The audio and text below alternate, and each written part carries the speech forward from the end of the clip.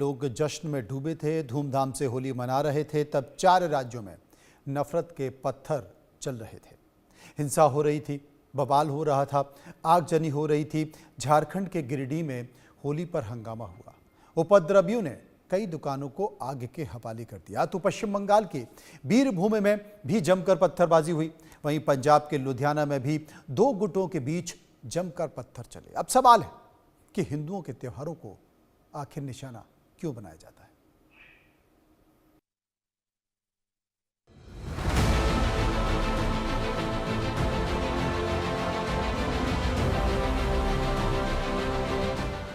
आगजनी, पत्थरबाजी, बवाल, हिंसा और हंगामे की ये तस्वीरें चीख चीख कर बता रही हैं कि होली पर नफरती गैंग ने कैसे हाहाकार मचाया, हिंदुओं के त्योहार पर कैसे बवाल मचाया, कैसे दुकानों को जलाया, कैसे झारखंड से लेकर बिहार और पश्चिम बंगाल से लेकर पंजाब तक को सुलगाया।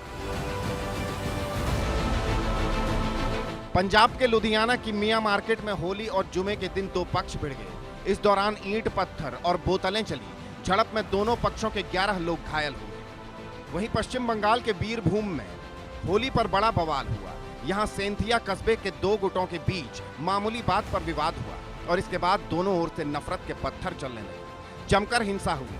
फिलहाल मौके पर भारी पुलिस बल तैनात है। अफवाह न फैले, इसके लिए इंटरनेट बंद कर दिया गया है। इधर बिहार के मोतिहारी में वर्चस्व की जंग में खून की होली खेली गई। होली मिलन समारोह में शख्स की चाकुओं से गोद कर हत्या की गई। लेकिन सबसे बड़ा बवाल झारखंड के गिरिडीह में हुआ। होली के दिन 2 गुटों में पथराव के बाद दंगाइयों ने कई दुकानों और वाहनों को आग के हवाले कर दिया।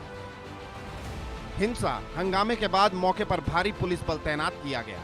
अब नफरत की आग बुझ रही है, लेकिन गिरिडीह हिंसा पर सियासत सुलग उठी।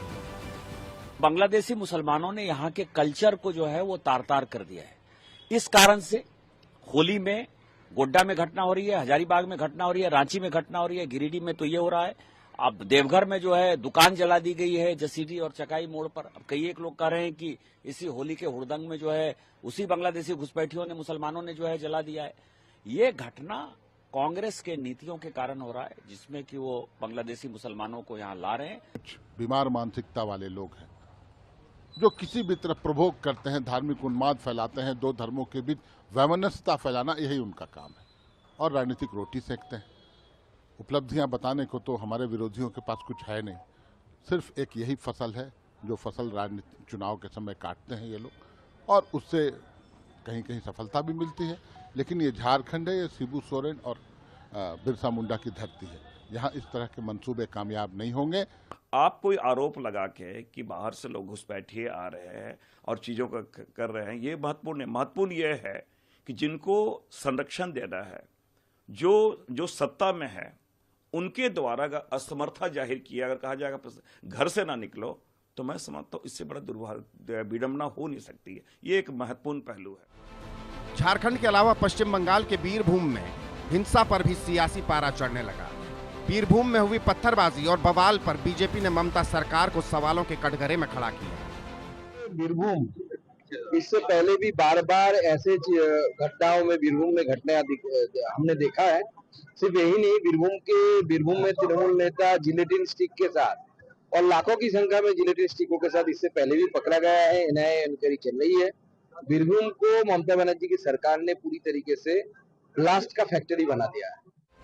पश्चिम बंगाल से लेकर झारखंड तक होली पर हुई हिंसा, पत्थरबाजी और बवाल पर सियासी गलियारा तप रहा है। आरोपों के बाण तीखे हो चले हैं, लेकिन सवाल है हिंदुओं के त्योहार पर ही हर बार हाहाकार क्यों? कौन नफरत फैला रहा है? नफरत के पत्थर कौन चला रहा है? कौन बवाल करा रहा है? Bureau report, India news. अब आपको महाराष्ट्र